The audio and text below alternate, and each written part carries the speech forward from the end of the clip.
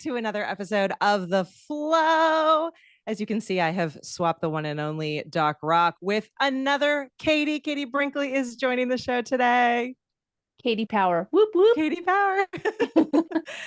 So you get not one, but two Katies today. And I hope that you bring all of your incredible questions. If you're joining us in our live studio audience, feel free to throw those questions in. And if you're listening or watching later, you can always swing over to flow.ecam.com and you can leave us questions and voicemails there. We know a couple of incredible Katies like this one, so we can always get those questions answered for you. So feel free to swing those over. Well, welcome to the show, Katie. I'm so excited that you're here. Yeah, thanks for having me. I mean, this is something that we've talked about doing for a while, so I'm really excited to be here. And you've been on my show a few times now, so Yeah, excited to join you on yours.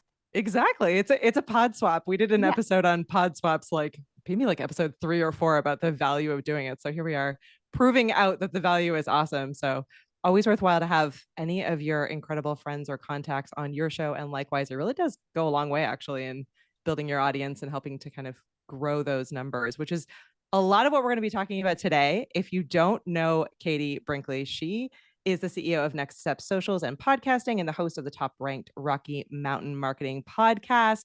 She's also a seasoned speaker at industry leading events like Podcast Movement Evolutions and Social Media Marketing World. I've seen Katie at a bunch of events this year. Actually, we got to hang out, Katie, in real time, I know, which is back the and forth. best. Yeah, Yeah. which is the absolute best. So she knows everything that there is to know about the world of podcasting, as well as how to use platforms like social media to be able to grow your podcast and turn it into a business tool, which is what we're going to talk about today. What else did I miss, Katie? Anything else in your bio? You've been working on all kinds of incredible projects lately. Yeah, I've been doing a lot of, well, I was just gonna say that I spell my name the right way, but yeah, we can talk work stuff too. And yeah, like life is good. I've been doing a lot of really fun things for some clients and AI is changing everything, which is cool and exciting. And so just trying to find new ways to incorporate AI into the workflow. And yeah, life is going really good. It's always better because I've already seen you twice this year. So I mean, can't get much better than that. Can't get much better than that. I love it. Well, I want to rewind a little bit because I actually don't think I know a ton about your past and kind of your journey into podcasting. Is it true that you started in radio? I did. Yeah, I used to be a radio journalist. So I was the post-game reporter for the Broncos and the Rockies and the Nuggets Wow. here in Denver. And I wanted to be a, a sports reporter. I was so fortunate. I landed that job right out of college. And then now I'm going to take everyone down a trip on memory lane and say We're, how we're old I going am. back. We're going But way back. yeah, there was this thing that came out called Sirius and XM. It was before it was Sirius XM, when Oh, they were Sirius two and rivals. XM. I love it. Yeah, Yeah. I know now. Now you know how old I am. But everyone in the radio industry panicked, and a lot of people at the station moved into television. Some people moved into sales. I took the opportunity and moved into marketing, and I worked at the Rockies TV station, which is now no more, but I worked there for a number of years and did the marketing. And that was where it was great because I got to learn a lot about doing the marketing, like media buys, the Mhm. back end side of marketing. And social media was one of my many jobs there. So I was able to do radio, TV, script writing, social media. It was a great job. And then I tell my daughter this. I've got two daughters. They're 8 and 11, and my Mhm. 11-year-old, she's starting to see like that sometimes things don't go the way that you think that they will. Mhm. And Mhm. this is a real long answer here, but No, it's great. but she didn't make so she didn't make the soccer team that the rest of her teammates did, and she Oh, was real yeah. sad. And I was like, sometimes it seems like things don't make sense. Things are not happening the way that you feel they should, and you've tried your hardest, but things aren't just going the way that you feel that they should. And while it really sucks right now, it's just setting you up for better things in life. And that's she now is on a better soccer team. We switched clubs. She's in a higher division. She's one of the starters. She gets a Wow. ton of playing time. Her coach is phenomenal. And, I was like, remember how like bummed out you were just a few months ago? And look at you now. Like back then you were like, God, this is terrible. I'm so sad about it. But it was just setting you up for this bigger opportunity. And I do feel like my past job work, history set me up for what I do today because I get to help people launch Yeah. podcasts, grow their shows. I have 2 shows. That was my radio background. I know all about what to listen for, how to talk into a microphone, how the camera setup should be, Mhm. all of that. And I get to do the marketing side of things, everything that I learned at the TV station with media buy, social media, script writing, all of that is set me up for being a successful entrepreneur. So it sometimes things don't go the way you think they should, but it's just setting you up for a better opportunity. I love that.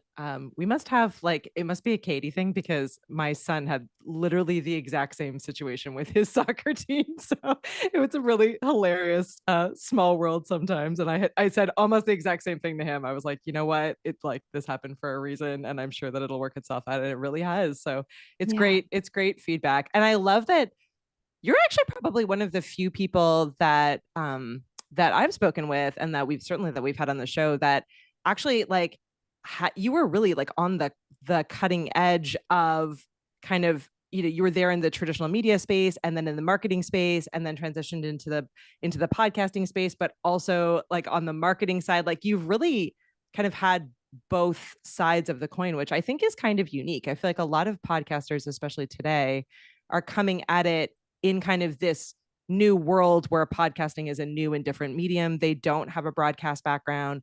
They don't really understand a lot of the like fundamentals that exist within broadcasting that are really applicable in podcasting as well. Do you pull a lot of that into do you find that you're using a lot of kind of those foundational skills in what you're doing today and giving that advice on to clients as well as they're starting out their shows? Yeah, I think that it is I do have a unique perspective because when I first started with radio, social media was really not a thing. This was Yeah. back with MySpace. And Yep. when I was working in radio, I was actually using MySpace to try and find new music and new Mm-hmm. bands and interview them. So I mean, I've always kind of come at it like social media from a different angle and Mm-hmm. not the, I guess, the influencer angle. And Yeah. it's a different way of seeing how you can have a show, how you can have a social media presence, how you can build a marketing presence and a brand presence online. I I definitely think that, you don't need to have a ton of money to get started with your show and to have a Mm-hmm. successful show. I think you can do all that organically very well, but you just need to strategize things. And I think that that's one of the biggest pieces that so many Mm-hmm. podcasters, business owners, it's like, oh, well, I need to do this, so I just need to check that box. And it's kind of, there's no strategy behind it. The Yeah. why.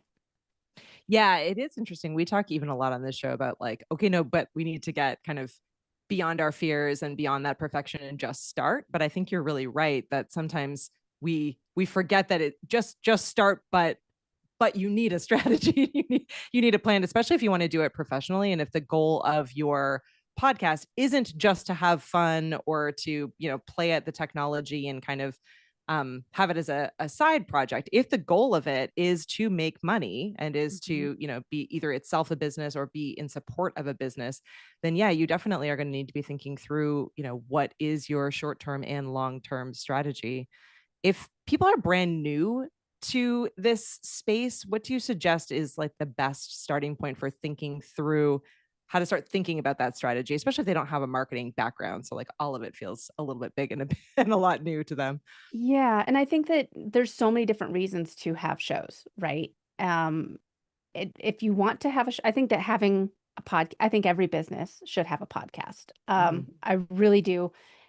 It helps you get clear in what your why is. And in a world of AI where, man, Sora 2 at the, when we're it's going live here, it just came out Yeah, really, a week ago, and it's insane. it's Uh, crazy. Yeah. it's but this is where you and your why as a business owner, that's going to stand out more than anything. And Mm-hmm. having Rocky Mountain Marketing is the name of my show. I have over 400 episodes, and I got really clear in what my differentiator was Mhm. because I was talking about it all the time. I was learning from people I was interviewing, and I was like, man, I don't know if I agree with that.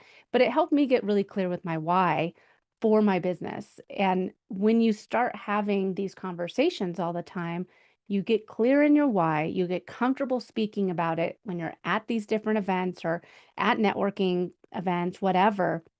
And you can really easily see like, this is what my attractor is. And with AI, with social media, with all of that, people want to connect with people so badly.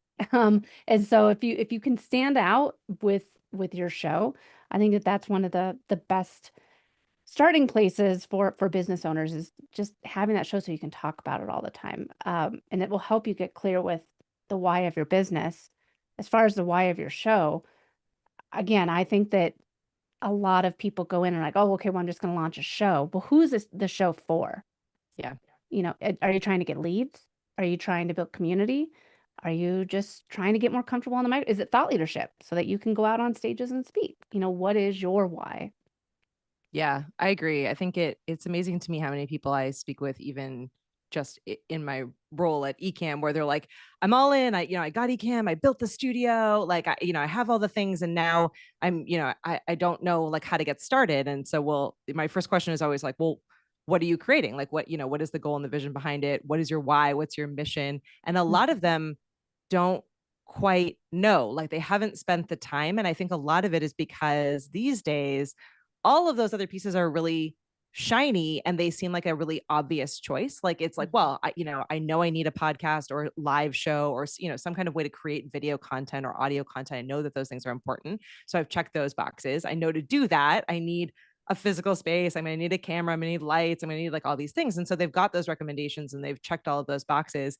It is really difficult to fully understand like why and what the mission is and who you're trying to reach. So I do think too, it's important to know that like you can make some of those changes. Like, Katie is here with 400 episodes, down. I'm sure that when you first started, I'm sure that you had probably a little bit of a different vision of who you thought your audience was and For what you, real. thought it was, but it evolved over time, right? Like you at least knew enough to be able to get started successfully and then we're able to make those pivots and those changes. Exactly. And I mean, like, I think that a lot of people get into oh, well, this is how it's your show. I mean, you can pivot it however you want. Yeah. My show started as a lead gen, Mhm. because it was during COVID and all the networking events had been shut down. So I was interviewing other business owners and asking them what marketing strategies were working right now. Honestly, if you wanna go hear some real bad podcasting, go back and listen to episodes, the first Yeah. season of Rocky Mountain Marketing. I come from radio, so, I mean, trust me, it takes a little while to get your feet wet, if that's kind of keeping you, stuck in the sand of like, "Oh, I don't know if I'll sound any very good," like, just get started on that, but, then it shifted into networking, so now the people that I have on my show are people that I want to have a longer conversation with, like I Mhm. said, you've been on the show a couple times now, Katie, but Yeah. they're people that I like, man, like Jeff C. Like, gosh, he is so smart. And every single time Mhm. I talk to him, he's got some new thing that he's like really smart about. And so I want to learn from him. So I talk with him on my show. So I think discover what it is that you want to have from your show. For me, Rocky Mountain Marketing is ways that I can have, longer conversations with people in the industry that I respect. So, Yeah, absolutely. And I love that you brought up Jeff C because I think he just did an episode, maybe it was the last one or the one before, where he was talking about conferences and events. We're just coming off of our creator camp event, and many of us go to many events throughout the year. A podcast as a networking and conversation strategy is really great for if you're mhm, constantly attending events or you're a speaker and you're out on that speaking panel. I do think it helps you to like double down on those relationships, and the yeah. content that comes out of those conversations can be hugely valuable to your business. Jeff is a great example of that. He books almost all of his guests through the events that he goes out to, through colleagues that he meets, through other speakers, like being out in person, being human in those Mhm. spaces. And then those conversations, then he's recording and capturing them and is able to repurpose them and use them in all different kinds of ways, thanks to largely, I mean, to the change in technology and the, the now all the different AI tools that are out there to make that process easier, circling back to what you said earlier, like we are still holding the humanity and the community and the conversations still exists in us and in the vision and the mission of our shows, but all the other stuff around it is all made Yeah, so much easier by all of these different tools. So it's a really cool time to be jumping it in and trying is. this. It is, and I think that, even with what we've seen with Sora 2 that's come Mhm. out and how incredible the video is on that. It's wild. If you haven't seen it, you really should look some of it up. Yeah, It's I crazy. mean, it's insane, but even that it shows me that video is even on the cusp of, like, Yeah. being replicated very easily. Yep. Podcasting, yeah, sure, you can, clone your voice and do all that stuff, but you can't replicate a conversation like what you and I are having right now, Katie. I Yep. mean, the fact that I've stumbled over my words and I've gone way too long with some of the storytelling and gone off track, that's a human element that I think is podcasting is going to stick around a lot longer because of that and having these live shows because their AI just can't replicate this yet. I mean, who knows a year from now? It's going fast, Oh but yeah. if you're holding back on, launching a show or having a podcast or having a live show, like now is the prime time to do it because people are craving this. Yeah. Absolutely. Well, I think you've answered this a little bit, but I'm going to ask this one anyway. So you talk a lot in both social media and in podcasting about how it's, more about conversations and not content. Like we should be focusing on these conversations. Mm. Can you dive into like what that means in practice in your show? So like, how does that look like when when you're scheduling and planning your content, your show itself, and then how you're getting that out there across the different platforms and how you're marketing your content? Yeah, I think that a lot of people, and like we said earlier, AI makes things real easy to repurpose things and just get more and more and more like short clips, all this stuff. But again, like think about this. What helps you stop your scroll when you're on social media? Yeah. And most often it's, and I hate saying this, but it's not going to be a recycled podcast clip. Yeah. I mean, that people might be like, "Hey, it's the two Katies. I love them," and they might stop. But Yeah. really, we're very selfish creatures, and what's in it for me? Why Mhm. should I care?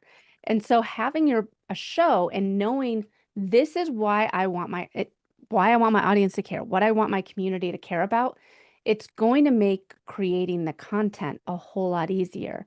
So, for example, you want your audience here to care about why they should have a podcast and what the why behind it. Maybe that's the big goal from today's episode is Mhm. discovering your why. I don't know. We still have time left. Who knows what we'll do. You never know But where we're we'll gonna just go. say the why. And if you can get into that with your social content, with your email content, with your lead magnets and say, okay, I'm going to create a lead magnet all about having Katie Brinkley on the show where we talk about the why of the show and the why of your business. That's going to get the right people seeing, like raising their hand and saying, hey, hold on, I want to hear more. I want to listen to this episode. I want to download Katie Ecamp's, free lead magnet, whatever, because you're talking to exactly what it is that you can help people with. So I think that when you know who your content is for and why they should care, and then create the content, you don't need to post a ton. You just have to create better content that gets the right people raising their hand, the right people tuning in, the right people downloading your lead magnet, the right people signing up to book a call with you. That's actually really great to hear because I feel like and I will include myself in in this group of people, but I feel like many people out there, including me, feel sometimes like we're doing a lot, right? So like in many cases, the podcast is in addition to whether it's, a full-time job or it's part of the job and the other Hmm. services or goods that you're selling, or maybe it's like, a side hustle. And then you also have relationships and kids and hobbies and other things that you're trying to balance and juggle. So it does feel as though marketing and digital marketing in today's world feels like it's constantly demanding more and more and more. And sometimes it feels like if you're not posting with some, crazy amount of frequency that people won't see it or that you're going to miss the mark. Um, Yeah, do you have any advice for people who just, there's all these tools and ways to get all this content out there, but I mhm. think you're absolutely right that it needs to be the right content for the right person. How do you approach thinking through that in kind of a larger sustainable system? Yeah, and I think that, I love Austin Armstrong. He's a great guy. If Mhm. nobody knows who he is, he creates a lot of content, and for him, that works. Works, yeah. But for me, I have a business to run. I have two shows. Like this afternoon, I'm recording. We got to go to the studio and set up a client podcast record. I mean, Mhm. so I got a lot going on. I can't be spending all day creating a ton of content. How can I create content that converts? And so knowing what it is, what that you want people to do. Okay, I need more clients. Let's just say that's the big goal for Q3. I need more clients. Well, how am I going to get more clients and how can I use the podcast to convert the right people into Mhm. clients?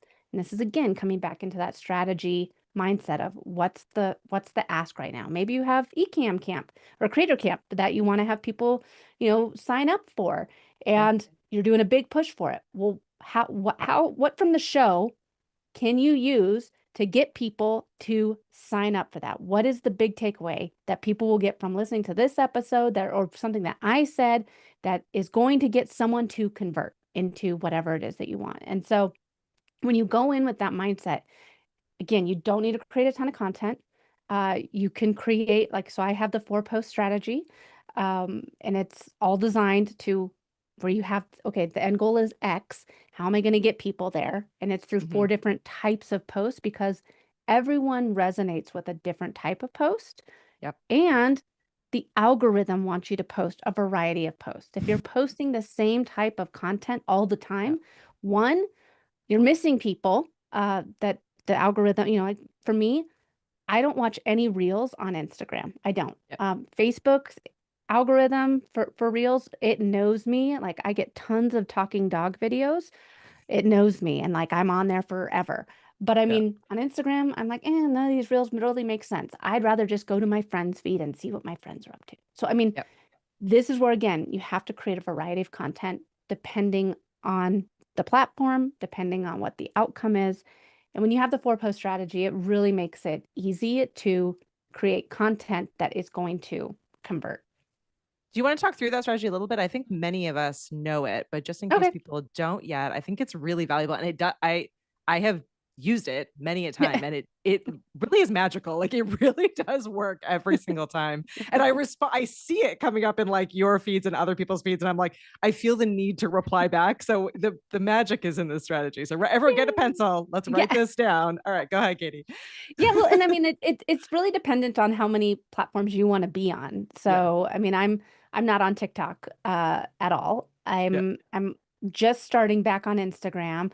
Facebook and LinkedIn are my jam. Those are my two Hmm. favorites. And so if I were to just be posting on a couple platforms, then I would be posting different types of posts. So the first post is an awareness post, making people problem aware. So aware of what the big problem is. You have a podcast and you don't know who you're even talking to, or what pointing it out and being like, oh yeah, she's talking to me. So bringing out like making people, the right people, problem aware. Yep. It's also, uh, I was gonna say a double entendre, but that's not the right word. Um, it also is for like getting the most awareness in the algorithm. So Yeah. what the Yeah. algorithms are pushing Kills two out to. birds with one stone. Yeah, That's kind there of a we weird go. expression, but yeah, Yeah, we'll there go we with that go. one. But so, on Facebook, maybe it's a bold statement or like an unpopular opinion. On Hmm. LinkedIn, it could be a poll, just what the algorithm is pushing out to strangers on the internet. So Yep. making more people aware of your content. So Yep. it works two ways. The second post is an elaboration post where you then show your thought leadership, you elaborate on the problem, and you take people, like, one step further from, hey, you know that you have a podcast and you don't know your why. Well, these are the 4 different types of podcasts that you can have as a business owner and explain it in detail, and Mm, that could be a LinkedIn newsletter. On Facebook, it could be one of those thread style posts. yeah. On Instagram, it could be a carousel. So it's a variety of ways of pushing out thought leadership, longer form content. And the third post is a community post. How have you overcome this problem or helped a client overcome this problem? I could share the Storytelling. story. Yep. Yeah, it's storytelling. Exactly. It's 100% storytelling. And then the last post is the action post, asking people to leave social media to go one step further with you, to listen to your podcast, sign up to work with you, download the lead magnet, whatever it is that you figured out before you started posting that week. That's the action post. That's the trick. And I know it's hard because sometimes I screw it. Most times I screw that part up too. I'm just like full steam ahead. I'm like, wait a second, where are we sending people this week? So yeah, Yeah. that's the first most important part. But I do love, and I just want to reiterate so that everyone is listening, because again, I am equally bad as the rest of us in kind of getting too busy and letting things drop here and there. But you'll note in Katie's strategy that it's not every single day, listen to my podcast, check out my podcast. Oh, by the way, I have a podcast. I love my podcast. Do you want to love my, it's not every day kind of screaming from, from the top of your Facebook mountain down at people. It is almost a bridge, right? You're building a bridge in Hmm. multiple posts that gets people from you and your podcast like back over from those social platforms, right? So Yeah. I think it's really smart because it's repeatable, and it's easy enough to do. And with all the tools out there, you could even get some help from ChatGPT or Claude or whatever Yeah. your favorite AI tool is. But it is a really nice way. And I will say the like thought provoking or like controversial posts, I'm a total Yeah. sucker for that. Every time someone's like, um, I don't know. I'm trying to think of like a fun example, but there's like every time someone it takes like an opposite position to me, and it's like a not religious or political, like a fun Yeah. thing I can respond back to. Brussels I'm sprouts, yes I'm or there, no? right? Yeah, Yeah. exactly. I'm like, heck yeah, I love them. Here's how I would cook them. Like I'm all in on that. So I do Well, think like there is it, a behavior, right? Like a yeah. behavior on social that people want to be able to respond back to that kind of stuff. I mean, like while we're commenting, really we're saying, I want to be a part of your community. Yeah, Really. yeah, I mean, whether yeah. again, it's like, team roasted Brussels sprouts all the way, blah, blah, blah, whatever. You're saying like, hey, I'm joining in on I like the community that you've built and I want to be a part of it by Yep. commenting on this post. And so I think that, yeah, it's a great way of really getting the right people to engage with your content. It helps you create better content. You don't need to post a ton. And like you said, I think a lot of people get tired of hearing, go listen to my podcast. Go listen to my podcast. Yeah. Go listen to my podcast. Yeah. And so if we want to listen to your podcast, guess what? We'd open up our phones or whatever and open up the podcast app. We wouldn't be Yeah. opening up Instagram. Yeah. You also don't need to say it. I'm living proof of this. I have just a for fun podcast, and I have very low expectations. I'm literally doing it just to like hang out with my friends and my people. But I'm not applying hardly any strategies other than like things I feel in the moment for. But I will often post, it's a movie podcast, like my thoughts on like a particular movie, or like, so here and there kind of sprinkled through my normal, photos of kids and my chickens and whatever else. And I am amazed at the amount of people who, like, when I am face to face with them, the people in my real world and my network, who will now give me movie recommendations or like challenge things that I've said, or say that they like went back and listened to a particular episode. And at no point have I said, like, in the majority of my posts, go listen to my podcast. I don't even expect them to go listen to my podcast because they're busy, but it's a reminder, and they feel like they're part of that conversation. They're like, oh, I have an opinion on that and I want to let Katie know about that. And they Yeah. will, whether it's in Well, person or in the comments, they really will. It's exactly. amazing. Yeah. And that's again, like you and I were last time we talked on the phone, I was like, hey, so have you seen Mystery Science Theater 3000, the movie yet? Yeah, yeah, yeah. And it's now Yeah, on my list, and I see? Yeah, definitely will have to and have Katie but on you for it. probably had Yeah, no idea like that yeah, you're like, oh, I didn't know you even knew I had that yeah, show. So I think yeah. it's if the people again, I follow you. I see the stuff you're doing, and not there's a lot of I was going to say creepers out there, but there's those too. But I was Lurkers. going to put my husband into Nothing that sounds good. Yeah. category. I know, and so I was like, "Ugh." No, there's a lot of silent observers out There there, you go. Yeah. and my husband is one of those Mhm. where, yeah, like I've had to tell him like, hey, when you see the picture of, like, me and the kids, can you just like that on Facebook? Because, it helps me with the algorithm. I know you've seen it because I see you on Facebook, so I know you saw it. But, Yeah. I mean, there's a lot of people that are just scrolling and they're not engaging, but you're They're making an consuming it. impact on them. Yeah, Yes. exactly. This is a great question coming in from Rich. Thanks so much for posting it, Rich. So Rich is asking about your 4 post strategy. Yeah. Are they, so he's asking, is it like daily? Is it one post every day? Is it one post a It week? Like, what's the frequency for it? the thing that's great about it is it's all up to you. You know, if you're and I know I've dropped his name twice now, if you're Austin Armstrong and you wanna post 22 times a day, you could still do this strategy in that 22 times a day thing. For Yep. me, I only post like 3 times a week, sometimes 4, but I still do the strategy. I still base the entire strategy on those 4 posts. Um, it's 100% up to you what your capacity is. It comes down to just making sure that you know what the end goal is and getting people the right people to raise their hand in time for that end goal. So, um, it's choose your own adventure. It just do use the strategy and then you can decide the frequency. Uh-oh. Am I frozen? Did I No, it freeze? looks like Katie is frozen. Oh Yes. There you are. no. You're back, Kate. Oh, I'm Yay. back. Am I back? Yes. I'm Yes. sorry. We I'm didn't getting through. lose you, I'm so pushing through. continue. I'm pushing through. I'm pushing through. I love it. All right, jumping into the next section of questions. So I know a lot of people think about vanity metrics and kind of get distracted or maybe sad with with all the follower counts Yeah, totally. and likes and all of that stuff out there. Um, what do they, what's the first mindset shift that they need to make in order to start focusing on, relationships and some of these other more important metrics? What advice can you give them there? Yeah, and I get it. It can be really hard to not look, at the vanity metrics. That's exactly what they're like. And then you go to podcast. Katie, you and I were at Podcast Movement Evolutions earlier this year, Yeah. and everyone was talking about download numbers and this, and I was like, honestly, we helped a client land a 5-figure sponsorship for their podcast, and they got 50 downloads an episode. Yeah. That's not very many. Hmm. However, the people that were listening to their show, if just one person signed up with that sponsor, it was, at least a 6-figure deal. So it all depends on who is listening, who is engaging, who are your followers. Yep. Because you can buy all that.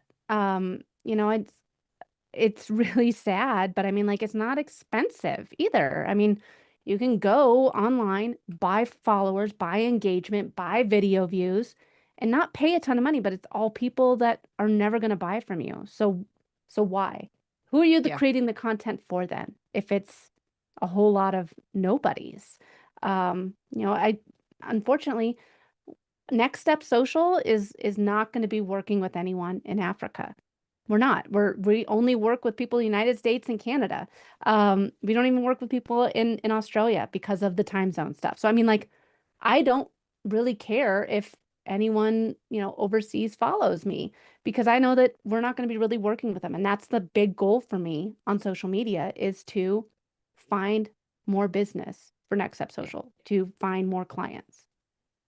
I think that's super important, and I hope that everyone who is out there to do this professionally listens to that, because I do think that many of us are people pleasers and are so kind of Mm, focused on this concept of, we need to be reaching everyone. We need to have this huge, this huge following. We're chasing after some of these vanity metrics, and I think like you're absolutely right. It is completely okay to say that like the goal of this podcast is to support my business, which is in North America. And so I am only going after people that are within North America. And the goal, as well as, giving them a good experience and listening and learning from my yeah. show, is to convert new clients. Like that is what's supporting this podcast, and that is the reason why I am doing that. And so I think it's okay to give ourselves permission for that. And if that's not like doing it for you, then maybe honestly it's two different projects. Maybe you're like me and you do a passion project where it's like, this is my play space and my fun and my silly and my, like, I can learn from this space, but I don't plan on changing the world with it or making a ton of money, or Yeah. like, that's just a play space. This is my workspace, and these goals are really different, because sometimes it can be distracting where you're just wanting to kind of gain all these new numbers, but Yeah. you're right, they may not be actually valuable in the long term for you. Well, so we had a client that accidentally uploaded a video as a reel instead of as a story. Oh. Which, is fine. It happens. But the reel went viral and it had a couple million views. And he was like, what do I do with all these followers now? And I was like, okay, well, honestly, most of the people that are following you are between ages 13 and 17. You're looking to work with, people that want to start a franchise. Uh, I don't know if any of these people are your target. So Mm-hmm. again, it looks great. Like, okay, cool. He got some new followers from this funny video and, but they're all 13 to 17-year-olds and like, they're really not going to care about anything else that he posts about, and just because it was of this one mistake. Yeah, it's really important to keep in mind, and again, kind of can get lost sometimes under all the sort of glamour and glitz of everything else that you're doing, where it's like, it feels really exciting every time someone, jumps in and joins your Ooh, they show or liked is it. part of, they liked Yeah. it, right? Like, which is great. And you should be celebrating those kinds of moments, but Yeah. that it may not necessarily be the right metrics to be tracking or the right metrics to be thinking about. Well, and Forgive. I was gonna say Sorry, go real ahead. fast too. Like Yeah. I think the imposter syndrome comes in a lot too Yeah. with that. Like, oh well, gosh, Katie's just posting about her crochet stuff and she got 48 likes on that. Seriously? Like this post took me over an hour to do. Da, da, da, da, da, whatever.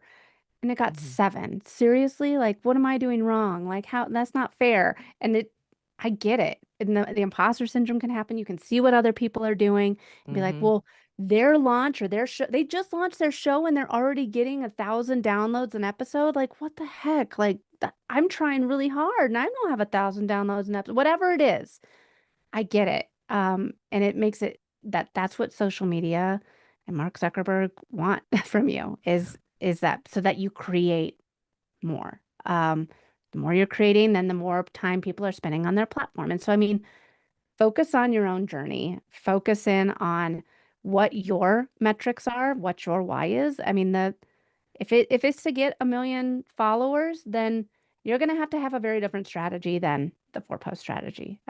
You are. But I mean, if you want more podcast listeners, if you want more leads, if you want to grow your business, then the 4-post strategy kills it. Yeah, no, it really does. And again, I would challenge, like, what do you want the 1 million followers for? Yeah. Yeah. Is the question that you should be asking yourself. And again, these are questions we all ask ourselves, right? Because Yeah. it is really easy to get into that space. All right, Luis, I closed down my chat box so that I would hopefully have added internet. So can you put up, I know that there was a question that came through, but I can't remember who it was from. So can you put up one of the most recent questions on screen so we can see it? I love So technology. Never a yeah. dull moment. Well, and while Luis does that, I'm just gonna say too, like, and social media could go away at any moment. Mhm. I mean, we talked about this earlier with our good mutual friend Billy Thorpe. Yeah. He and I hosted a ton of Clubhouse rooms together back in the day. I had over 100,000 followers on Clubhouse. Who here is still on Clubhouse? Right? Definitely not me. But I mean, like, that's the thing. It's like it could go away at any minute. And so the email list, the podcast list, all of that, like own your audience. Because those 100,000 followers, yeah, it was really cool. Felt really good, pat on myself on the back, but I didn't even get a penny for each Yeah. follower, So it really was just nothing else other than good job, Katie, for spending a ton of times on a never ending conference call. It's It's really true. And then I see Peter's question. Thank you for having it here. It is really true though that we're in a day and an age where everything is so public. Like we can see everyone's numbers, right? It's like I can see Katie over on Clubhouse and be like, oh my goodness, she's got 100,000 people that are, that are following her and engaging with her content. And and that, as you said, can absolutely cause imposter syndrome. What we are not seeing is the actual results and the money and the work, Mhm. like all the kind of behind the scenes things. So it is weird. It's like it's enough of a view to make you feel really horrible about yourself, but not enough of a view to actually know what's going on. And so it like, again, I just think it's a really good reminder for all of us that we're, no matter how long you've been doing this, no matter how big quote unquote your show is, like we all have very different goals. We've all have very different experience levels and backgrounds. We're all coming at it from a different place. So really knowing, like, as we've been talking about this entire episode, like really knowing what you're trying to accomplish, and whether or not this is something that you're trying to make money at is really important, because you can't see any of that with anyone else, Yeah. right? Like no one is going to be posting up those numbers, or if they are, maybe Hey, it's I just accurate, launched a new maybe it's product not, and no right? one bought it. Yeah. Or no one bought it. Yeah, yeah. Exactly. All right. Well, Chris, I think it was asking about your automation in social media. Do you set up any automations for answering comments and questions that come through in social? There we go. Peter Crass. Peter Press. So I don't. There's a lot of tools out there, Stampede Social. I mean, like there's a lot of tools Yeah. out there that Yeah. help for responding to comments. Mhm. Now scheduling uh, is something that I use. I use a number of schedulers. So the two schedulers that I like the most are Agorapulse and Mhm. Metricool. Ooh. I do have an affiliate link for both of them, but I don't recommend. I feel like after doing this for almost 20 years with social media, I've used just about all of them. Those are the two that I think have the best analytics. They have the best dashboards. Like you can respond to comments directly Mhm. in those platforms. So I mean, I'm not for us at Next Step, like Jennifer, she doesn't have to go in and log in to every single client's account. She just Yeah. goes into Agorapulse and she can respond to comments for clients. She can Yeah. flag things for like, hey, you need to book a sales call with this person, blah, blah, blah. She can do all that in the scheduler. And there's also social listening. So if you have a show that is people might be talking about, you can set up a social listening so that anytime someone says the name of your show or the name of your company, you can see it and respond to it. So like if it's in a Reddit forum, you can go in and I know Alex Sanfilippo does this for Podmatch. Mhm. He, Yeah. he like, oh, people are talking about Podmatch on Reddit. I'm going to go in there as the founder and respond to these questions, and just so that they know that there's a real person that works here, and yeah. Yeah. Yeah, I should say so. +1 for Agora Pulse, we use it at Ecamm as well. I actually, even for both my own stuff and for Ecamm stuff, I don't schedule posts out. I can't, for whatever reason, get it. Like I'm very much in the moment. Like I have a dedicated time and I want to be kind of there in the moment. Not never, but I rarely, if ever, schedule. But I definitely use Agora Pulse Hmm. endlessly for both social listening as well as for just having a central place where we can make sure we don't miss any of those comments, because they come in across every conceivable social platform and ads. So Yeah. it would just be really difficult for us to be able to make sure that we find all those comments, answer those questions, and again, be real people during a time of a lot of Yeah. robots and AI out there. So I think that part is Totally. Yeah. important. And like I said, there's a number of automations and bots that you can use for, responding. But I think this is I think that when you have a real person go in and respond to things or be in the Yeah. comments, it is a difference maker. People Yeah. can see from a mile away when it's an automation. Yeah. I will say the one automation that I do really like and we've been using more and more of is, so you mentioned Stampede Social. So they Hmm. do a bunch of different things, but one of the things that they do that I have been playing with and really like is the ability for, so like we do a weekly newsletter at Ecamm. Uh-huh. And so every Monday we post kind of like what's happening at Ecamm on a variety of different platforms. And I do like on Instagram, we'll use Stampede Social to say, comment, I think it's Ecamm newsletter try it. And we'll send, and then, but yes, so this is where it DMs them like a personal, like, here's the link you asked for. And that kind of automation I really like, because it allows me to work around the complications of the platform. Like Instagram doesn't make link sharing easy at all. Mm-hmm. And this also connects the dots in a way that's really easy for people. And I am a consumer of that as well. Like when I'm out there and I see like a cool product on, in someone's Instagram feed, and they're like, comment like cool chicken clothes and I'll send you the link. And I'm like, I'm there. Yeah. for the link. So that's one automation that I do actually really, really like. That is and that's automated but personal. Yeah. Yeah. And I think that that's a real important thing for people to keep in mind is when you do that, that's a different that's an action, right? Yep. That's your action post. Yep. You're asking people to take action and comment below. And then you're setting them over to the DMs where the magic happens. Yeah. I mean, how cool would it be to say like, oh, comment podcast, I'll send you the link. And then next week say, hey, did you enjoy last week's episode? Would you like this week's? Did you subscribe? What'd you think of Katie? Was she annoying how she just kept like going and going and going and she wouldn't stop? Or did you really identify with her? But I know, right? You can have an opportunity to have a two-way conversation with the listener. Yeah. Which you rarely, if ever, get. Yeah. Right? Exactly. So yes, Stampede Social for the automations into the DM for those action posts. Yeah. I think it is great. Yeah, absolutely. Oh my gosh, as usual, like an hour flies by. Were there any other things we missed? I know our topic today was thinking through using podcasts specifically for business and understanding your why and how you can really make sure that you're focused not only on just doing it, but doing it with results. Yes. Is there anything that we missed or anything you wanted to add in? No, I think that you've talked about this before, Katie, but I mean, a lot of people think they need to do all these things. The most important thing, I think, for having a show, having a social media presence, having an email list, all the things is why. Like, what's in it for them? I love Donald Miller and the story brand framework with the hero's journey, all of that. Yep. And if you start thinking like that as a business owner, as a podcaster, whatever, it helps you create better content because, hey, this is what I want people to walk away with. This is what I want them to have. Do I want more sales out of it? Yeah. But I mean, like, really, why would they want to work with me? So yeah, why? Yeah. And why comes back to everything that you do. And if you ask why am I posting this? And you don't know the answer, you don't need to post. That's your get out of jail free card. You don't need to post.